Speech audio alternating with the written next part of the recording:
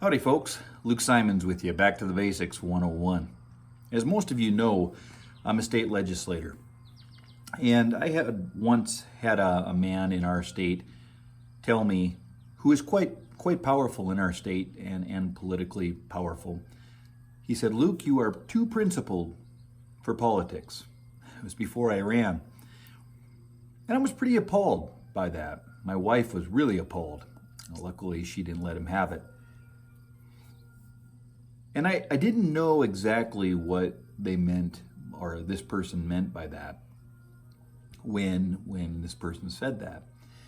And after serving 2 times now, and the good people in my district asked me to represent them, represent their constitution to the government and our cry to protect our rights.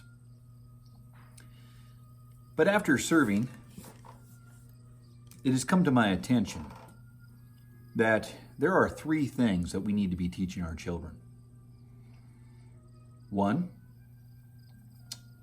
is that we need to install a one-on-one relationship with God, with our children. They must understand that these unalienable rights, our rights don't come from government. They don't come from some big power. They come from God alone. Our founding fathers realized when they told King George, the superpower of the world, which we were just a ragtag nothing, we weren't even an army, that no, King George, we are not subjects. We are men endowed by our Creator. Just like you, we put our pants on the exact same.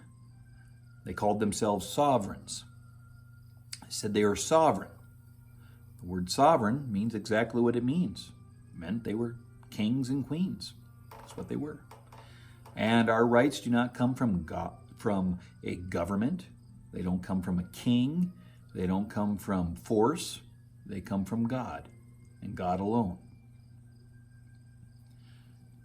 That would be number 1. Make sure that our children understand there's a higher power. And whatever you want to call that higher power, but there are some things that all men have. Men and women, mankind, that's what it meant. It comes from the Greek word. All men are created equal. All mankind, all human beings are created equal. And I could get into a big thing about the slavery because people on here will say, well, you're saying these people had slaves and they didn't. That's hogwash. The first 2 constitutions clearly outlawed slavery, but there wasn't enough to ratify that. So they put enough in that, in the Constitution, where eventually slaves of all colors could win their freedom, which is awesome. And later it did happen.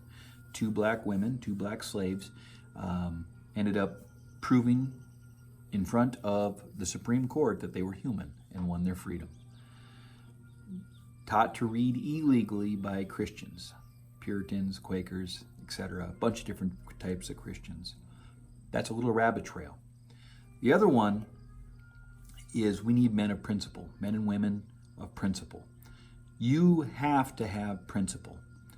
Our government, our form of government, a constitutional republic, and that's a lie. It's a lie that we are a democracy. We are not a democracy. We were never made to be a democracy. You will never find the word democracy in the Constitution, preamble, anything.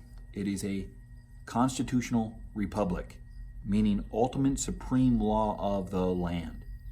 All people can come at the table and have those same rights and powers. Absolutely, without a shadow of a doubt, we need to teach our children principle. I deal with a lot of Mexican people, a lot of them illegally here, and I love them. I do. I think we should have a wall, I'll tell you that, but I love them. And a lot of it is because we share a lot of the same culture with a lot of these people that are coming out of primitive countries. Saying that, where was I going with that? Your mind just turns to jelly in front of a camera. You need to have supreme law of the land. The Constitution is the supreme law of the land. I don't know where I was going with the wall thing. That was a rabbit trail. But once you're here, it doesn't matter if you're rich, poor, etc. If you came here legally and you are a free person, you have all rights. All people have all rights. Some people just live under bullies and bully governments. But you need to teach your children principle. And that's where I was going with that. When they come here and I get to talking to them in rough English, a lot of them rough English, some of them speak very good English, of course, they tell me about the cartel and how bad it is. And it is bad. It's horrible. And our government has done nothing but help the cartel by giving them guns, etc. Just a horrible situation over there. Saying that, though, the cartel will go to children, and those children are hungry, they're poor, and say, hey, we're going to give you a good life. And they do have a type of life, but it's torture. They torture people. And from a young age, the cartel is doing this to people. But it goes back to principle. Those children, A, do not have a relationship with God, a higher power, and B, they are not principled, because principled people would starve to death before they would hurt another human being. You have to teach your children principle. And C, integrity. Integrity is a lost word. So is modesty in this country today. But integrity is so vitally important. You have to have some sense of integrity to understand that, no, I don't do that. I don't do that. There was a gentleman in the Old Testament where the scripture talks about how a man, his name escapes me right now. I'll put it magically in the screen for you. He was a man that only lived in tents. He was Jewish, only lived in tents. And all of his children lived in tents. After he was gone, they lived in tents because they kept the law of their father. They just did what they knew was right. For them, it was right. I'm not saying we have to live in tents. When you take Abraham, when you take the children of Israel, rather, the Bible says that the Lord picked him because he was a man that would teach his children's children to love God, the true God, the one and only God. And you look at it. I mean, through tremendous painship that the Hebrew people went through, there was always a remnant that stayed strong. There was always a Daniel and said, oh, king, live forever. But I'll never bow down to your pile of statue. I'll never do it. They stood up. They stood strong. And we must teach our children these things. If you guys ever come to the ranch, if any of you ever come to the ranch to visit, we get a lot of visitors here this year. We'll far surpass over 500 visitors to the ranch. Far, far surpass. When I get a chance to be with your kids, I'm quizzing them. You bet I am. I want to know what they know. I want to know, dads, are you teaching your kids anything? Mothers, are you teaching your children anything? Anything? What do your children know? What do they know that is real? I'll tell you, we're losing our culture in this country. We're losing our culture. It so alarms me that our children are being taught nothing from their families. Don't blame the schools. Don't blame your Sunday school classes. Parents, we're the problem. I am the problem. I am the problem.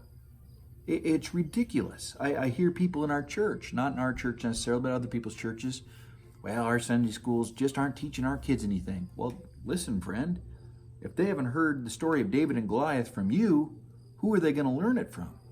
The reason why Hebrew people are wealthy is because they are strong families. They introduce their son. This is Josiah. Josiah might be 8 years old. He's an attorney.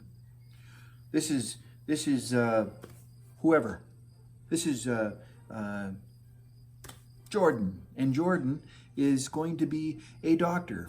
And this is my daughter, Rachel. And Rachel is going to be the mother of 12 children. They're teaching values in their children. And today, we aren't teaching values in our children. We want the government to do these things. There is no sense of community. Do you know your parents? Do you know your grandparents? My word, I can tell you stories about my grandpa, who told me stories about my great-grandpa, who I never got to meet. And those are real to me. There's an old saying, if you don't know where you came from, you don't know where you're going, folks. A lot of people don't know where they're going. They don't know if they're coming or going. The only thing that we learn from history is that we don't learn from history. These things are important, so important. I feel like I'm just pouring my lifeblood into people because they have no concepts of reality. None. Zip. Zero. They're being told. And people are hungering after wisdom. Proverbs says that time and time again. A wise person, and there's wise people everywhere. God gave you even the slowest of the slow, which I probably am one. Have intellect. The reason we can beat a polar bear in a fight is because we have firepower. God gave you a brain. We don't have jaws like a polar bear. We don't have canines. We don't have claws. God gave you an intellect. Sure he did. And everybody, to certain measure, will be accountable. The scripture says, it says in the last days, on the day of judgment, God will judge us by our idle words. Think about that and chew on it for a while. For every idle word, God will give you an account. I heard and I forgot this. My aunt told me this about a man of God that he's gone now, but my dad's pastor, my pastor once upon a time, phenomenal man, passed away, old age caught up to him. Just a tough, strong man. He said, every word that you say is forever out there. Oh, it might dissipate. It might quit, but a sound wave travels. And it just keeps traveling. And it's echoing and bouncing. And don't think they go away. They don't. Someday, on the day of judgment, all of those words you will give an account for. God's going to ask you, what did you do to save your constitutional republic that men, women fought and died for, to give us godly freedoms? Well, Lord, I went to the coffee shop and I complained. I whined, but you're not teaching your own children?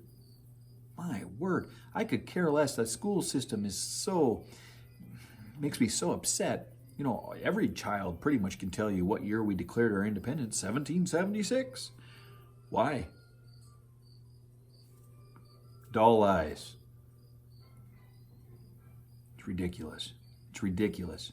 Our futures, our children. It's time that us as parents start to act like it. It's time as us as parents start to act like it. That's the true problem. The true problem in our country is that men aren't being manly. That is the truth. That's the reason why in our schools, our school systems, any masculinity in children, they drug it out of them. Drug it out of them. Truthfully, they don't need those kind of drugs. They just need to be drugged to church, probably.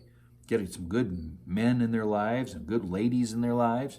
The Bible says that the old ladies are supposed to teach the young ladies how to be ladies. And if that's the case, how much more true is it in men? Of course, it's the same. It's the same. I'm so sick and tired of people coming out here, oh, I wish my kids would act like yours. Well, what's the common denominator here? If there's a weed in the garden, pull the weed. And anything else that could bear fruit, nourish it, let it grow. There was a day where society, everybody watched for each other's children. I know Hillary Clinton said it. She said it takes a village to raise a child, and I think she meant it takes a government to raise a child, and I disagree with that. But it does take a community to raise a child.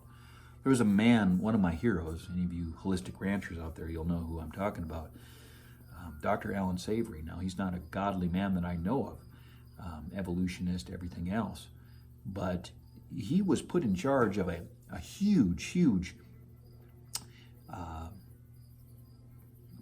national park, you might say, in Africa, hundreds of miles. Saying that, he had a drought come through, and that drought oh, my bull has distracted me back there. He's a ranch-raised bull. He is so masculine. This drought came through, and in order to save the foliage, the grasses, he decided it would be in the best interest. And if you talk to him about it, he'd probably cry. He's a true environmentalist. He killed every bull elephant, every one. And they tried to harvest what they could. Most of them just rotted, so that he could save the grasses for the rest of the habitat there, for the rest of the animals. 2-year gestation period in a elephant cow, if I'm not mistaken. These young bull elephants grew up and they were tough. So tough, in fact, that they wouldn't wean themselves. Mothers couldn't wean them. They bred their mothers. In fact, they bred their sisters almost to extinction. In fact, they were breeding before their testicles went down into the scrotum, which is not normal. They would gut their mothers. They rode their sisters to death. They bred hippos. They bred rhinos. They would kill alligators, uproot telephone poles, go in and kill prides of lions. Rolled vehicles, would go into villages and just tear the villages apart. They checked them for distemper. They checked them for rabies. Finally, the president of that country in Africa called him in and said, if I'm not mistaken, I think it was South Africa. Don't quote me on that. He said that we need to get to the bottom of this. And I'm paraphrasing. I'm just making this. But this is a true story. We need to get to the bottom of this. And Dr. Alan Savory and his staff said, we don't know what it is. He said, you're telling me there's nobody in the know in the world that wouldn't have a clue? And he said, well, there's this old zoologist that's a Christian. And he claims he knows. He said, fly him in. The president said it. They flew him in, and the old zoologist got up to the stand, and they said, tell us what we can do about this epidemic with these elephants. Killing each other, everything else. He said, oh, that is not an epidemic. He goes, the problem with the bull elephants, the young bull elephants, is they do not know how to be bull elephants. He said, all you must do is bring in some mature, strong bull elephants from very safe, healthy environments of elephants. He said, and they will teach them very quickly. He said, your epidemic would probably be solved in less than a month. He's from Europe somewhere. I think they said in 12 days, something like that. The young bull elephants were acting like bull elephants. Americans are not acting like traditional, strong, tough Americans because they don't know how to be strong men. I'm not saying we have to be John Waynes. I'm not saying that. But I am saying do what you know to do. Be right. Be kind. The language of America today is vile. Vile. Sailors used to talk like that, but not Christian men, not Christian ladies. What we're watching on televisions nowadays is appalling. I'm glad the apostles aren't watching what's happening to the Christian church in America. They would preach half of us right out of our own churches. This is an epidemic what's happening in our country. And it's because godly people are not acting like godly people. It only takes one person. It only took one prophet of God to change the whole house of Israel. It only took one to stand up against Jezebel and say, no. You don't think Gideon was scared? You don't think these prophets were scared? They were scared out of their minds. But see, we have a source, a power that comes so strong. God himself is backing us up. If God be for us, who can be against us? Who can stand against us? No, our country we need to get back to the basics of life and dig into the Word, our godly principles, and love people, love our children, and teach our children. Oh, I've got so many stories going through my mind. It only takes one good. I mean, Einstein wouldn't have been the Einstein we know if his mother hadn't poured his life into that boy.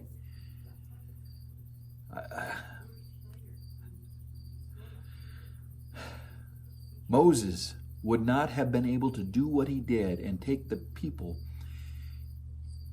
out of Egypt if his mother wouldn't have poured 7 years into that child. This is not to come down on anybody, but to encourage us all. Our country needs your help, needs my help, folks. And how we do that is stand up in our communities. Stand up in our communities. There's an old Greek philosopher, he'd always say, how did he say that? He said, when tyranny becomes the norm, I forgot how he said it. Rebellion becomes duty, something to that extent. I will not comply. I will not comply. I will not let trash into my home. I will hold my children to a standard. I will teach my children what is right or wrong. And I don't, thank you, need the government to tell me what is and what is not. Oh, I love everybody. But you can be right, you have a constitutional right to be wrong. I believe that you should be able to do whatever you want to as long as there's not a victim in a crime. I firmly believe it.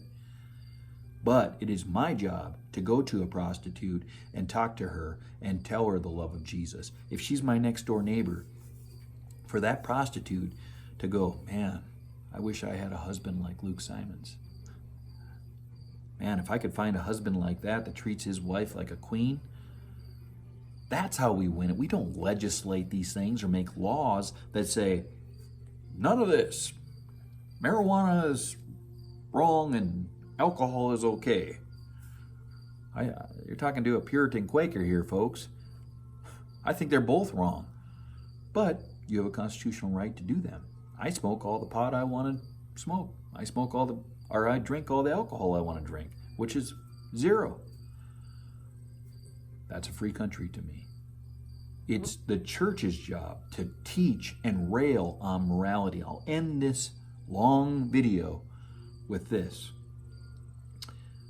Benjamin Franklin and Thomas Jefferson were the two most renowned men of the time. The French did have a couple awesome philosophers, but they didn't have anybody that could compare to Thomas Jefferson. Benjamin Franklin, of course, was pretty much a relic at the time of our Constitution, although unbelievably necessary. But he was old, and he would repeat himself and stutter and almost fall asleep when he was talking. But he was so renowned, people were just digesting every word that he said because he was so brilliant. They asked Benjamin Franklin after they signed the Constitution of the United States, the press, they said, what have you given us? And he said, a republic. And Thomas Jefferson, who was standing right beside Benjamin Franklin, said, if you can keep it. And the press immediately went to writing. They said, what do you mean by that? And he said, a constitutional republic. How did he say that? A constitutional republic is made for a religious, moral people. It is wholly inadequate for any other. Folks, the reason why we're losing our rights is because we rejected the principles we built upon. That's why. That's why. Flat out. That's why. The law is not for the just, the scripture says. It is for the unjust. The just will never need a law because the law is in our hearts. I don't want to sleep with my neighbor's wife. Why? Because I love my neighbor. I don't want to hurt his family. I don't want to, and because I have a judgment. God is going to judge us. I don't want to drink and drive. Why? If I hurt somebody, what if I ran over one of your children? Do you see what I'm saying? The love is here. You can't legislate this. You can't legislate it. We need a religious revival. The church has got to be strong. And tying that Thomas, I said it was the last story. One more story. They sent a French philosopher to the United States right after the French Revolution. Because the French Revolution was a bloodbath. I mean, it was horrid. It was horrific. You could have drowned in the blood. And the American Revolution, very successful. Just a handful of rebels. And this French philosopher, which would have been like the Thomas Jefferson of the French, certainly a Benjamin Franklin of the French, he said, I came to the United States to see her, why she succeeded and we failed in the French Revolution. He said, I came to see her fertile soils. I didn't see it. He said, I came to see the industrial age that must be surely in the United States, in the States. Didn't see it. Oh, my daughter just got a new car. And she's driving on the country roads with no license. Sheriff, if you're watching that, I didn't say that. That was a slur of the camera. He said, I came to see, most French were evolutionists. He said, I came to see the superior humans, the melting pot of all the great minds. He said, I didn't see that. He said a few different things. He said, it wasn't until I seen the churches that littered the landscapes, thundering righteousness and holiness, did I realize why the French Revolution failed and the American Revolution passed. It succeeded. Because, see, the greatest commandment, folks, is to love the Lord thy God with all thy heart, soul, and mind. Jesus said this is in red. And the second is on to the first. In other words, it's a two-part question. Love your neighbor as yourself. Love them. Folks, the Lord's Prayer is clear. None of your prayers will even make it to him if you have hatred in your heart. If someone mistreated you, get over it. American slaves did. In order for them to be Christians, they had to say they loved their owners. That'd be a tough pill. Makes us as Christians today, modern day, really not have we shouldn't have any hatred in our hearts. Folks, love you. I got company coming out to the house. Do a little shop talk. Speaking of company, they're calling. Until next time, may the Lord guide and keep you. And I love you all. Happy trails.